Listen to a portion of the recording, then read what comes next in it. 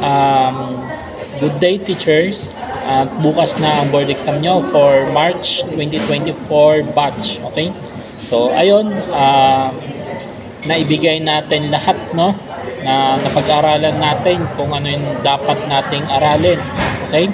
With the help of our co-mentors, co-coaches, at ating mga friends, alam natin na equip tayo kung ano yung pwedeng maisagot natin sa board exam bukas. So, ayun, teachers, um, just believe in yourself, magpahinga kayo, kailangan coordinated yung body nyo and mind. Okay?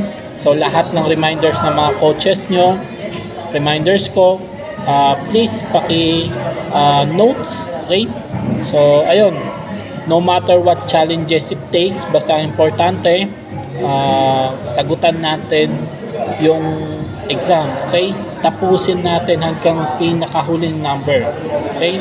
Kung nahihirapan, mag-stop ng kaunti, mag-stretching, mag-power nap, okay lang yon. Basta i-maximize yung oras ng board exam. Okay?